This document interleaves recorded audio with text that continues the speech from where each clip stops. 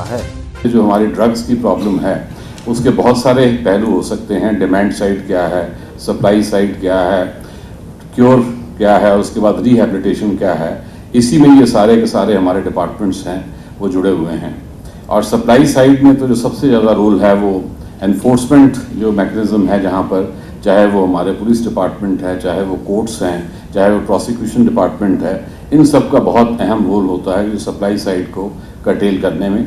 और demand side पे हमारा सबसे बड़ा जो रोल है वो हमारा जो नॉन गवर्नमेंट ऑर्गेनाइजेशंस का सेक्टर है, हमारे इंस्टीट्यूशंस हैं, हमारे स्कूल्स हैं, कॉलेजेस हैं, हमारी पब्लिक रिप्रेजेंटेटिव्स हैं, हमारी पंचायती राज इंस्टीट्यूशंस हैं, लोकल बॉडीज़ हैं, ताकि लोगों में एक इस प्रकार की जो धारणा है वो आनी चाहिए कि भी जो डिमांड हमारे यहाँ पर क्यों बढ़ रही है, कि जो हमारा यूथ है या दूसरे लोग हैं, चाहे वो इस चीज़ को अफोर्ड कर पा रहे हैं या नहीं कर पा रहे हैं, उसमें डिमांड हमारे हर तरफ क्यों बढ़ती जा रही है। क्या हम सफिशेंटली उनको इसके लिए वार्न कर रहे हैं कि नहीं कर रहे, क्या हम उनको सफिशेंटली इसके क्या नुकसान है उसके बारे में बता रहे हैं कि नहीं बता रहे, क्या और सोशियो इकोनॉमिक फैक्टर्स हैं जो यूथ को इस तरफ लेके जाते हैं, चाहे वो अनएम्प्लॉयमेंट है, चाहे वो और तरह के फैक्टर्स हैं जिससे यूथ इस तरफ जाना शुरू हो जाता है। क्या ये पीयर ग्रुप में कहीं इसको एग्जॉल्टेड स्टेटस तो नहीं दिया जाता कि ऑल दोज पीपल, क्योंकि हमने देखा है कि बहुत सारी जो ऐसी चीज़ें होती हैं उसमें जो पीयर ग्रुप है उसका भी बड़ा रोल रहता है, और कई बार किसी चीज़ को एक डिज़ायर्ड एक्टिविटी बना दिया जाता है पीयर ग्रुप में, और जो लोग उस एक्टिविटी में शामिल नहीं होते वो एक लेफ्ट आउट सा फील करते हैं। तो ये सब चीज़ें ऐसी हैं कि जिसको दूर करने के लिए जो एक बहुत ही स्ट्रॉन्ग एंटी ड्रग्स कैंपेन जो है वो एक ईयर राउंड हमेशा ही पूरा समय जो हमेशा चलती रहनी चाहिए। और उसी की कड़ी में मेरे ख्याल जो आज इन्होंने इंटरनेशनल ड्रग अब्यूज़ डे के ऊपर ये जो सेमिनार किया है उसी की एक डिसेमिनेशन के लिए ये सारा के सारे लोग हम यहाँ पर एकत्रित हुए हैं।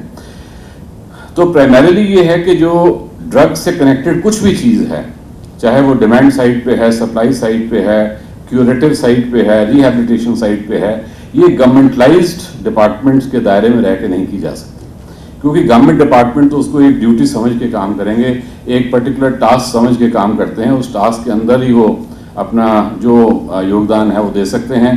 और जो अधिकारी कर्मचारी आज के दिन में इस पर्टिकुलर समस्या से जुड़े हुए हैं, अगर कल को उनका वहाँ से स्थानांतरण हो जाता है तो नेचुरली कोई नए लोग आते हैं, नए लोग उसको नए तरीके से उसको करते हैं। लेकिन अल्टीमेटली जो सोसाइटी है, सोसाइटी में जो हमारी इंस्टीट्यूशंस हैं, नॉन गवर्नमेंट इंस्टीट्यूशंस जो हैं, चाहे वो किसी भी फील्ड में हो, जिस तरह का रोल वो प्ले कर सकती हैं, क्योंकि वो एक कॉन्टिन्यूस बेसिस पे रहेगा और उनका जो एक प्रभाव है जो हमारे यूथ के ऊपर और दूसरे लोगों के ऊपर, वो एक बहुत डिफरेंट तरीके का प्रभाव है। सोसाइटल प्रेशर जो है वो कई बार जो लीगल प्रेशर और जो हमारा जो लॉ को ब्रेक करने से जो हमारा एक कल को किसी को कोई प्रॉब्लम हो सकती हैं, उससे कहीं ज़्यादा जो सोसाइटल प्रेशर है वो कई बार ज़्यादा कारगर सिद्ध होता है। तो मैं तो ये कहूँगा कि ये जो पूरा की पूरी हमारी जो कैंपेन है, इसको केवल हम एक गवर्नमेंटलाइज्ड वर्क ना मानते हुए, इसको एक सोसाइटल वर्क मानते हुए, इसको एक बहुत ही इम्पॉर्टेंट जो हमारी सोसाइटी में जो हमें काम करना है, जिसमें हमें भी एज गवर्नमेंट सर्वेंट शायद अपनी प्राइवेट कैपेसिटी में भी हमें जुड़ना चाहिए, तो इस तरीके से इस कैंपेन को हमें लेके चलना चाहिए। ड्रग्स की एक समस्या एक ऐसी समस्या है कि जो कि न केवल जिसका समाज के जो यूथ है उस पर ये प्रहार करती है, बल्कि इसका हमारी देश की अर्थव्यवस्था से भी बड़ा गहरा ताल्लुक है।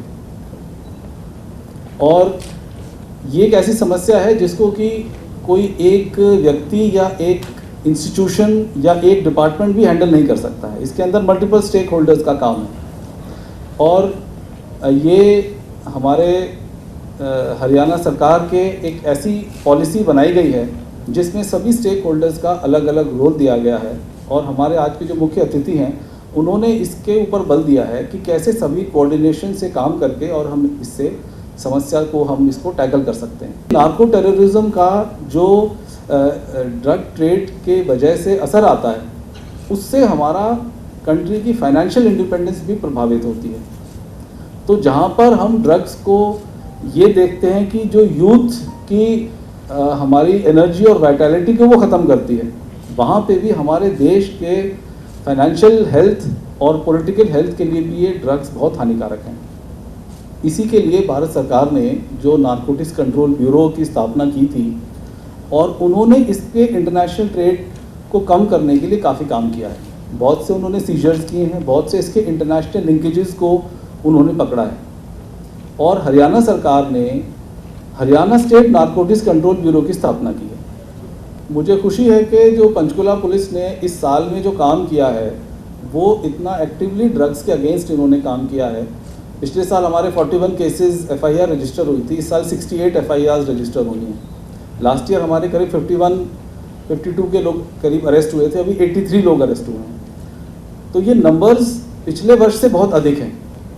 इसके अलावा जो अवेयरनेस कैंपेन्स हैं वो भी बहुत ज़रूरी हैं। इसके क्या दुष्परिणाम हैं और सबका स्टेक होल्डर्स का क्या क्या सबका रोल है, इसके लिए भी पुलिस विभाग ने, चाहे वो हेल्थ डिपार्टमेंट है या सोशल जस्टिस डिपार्टमेंट है, उनके साथ में मिलके और दूसरे डिपार्टमेंट के साथ मिलके कई सारे प्रोग्राम्स आपने देखे होंगे पिछले समय में पंचकुला में किए हैं।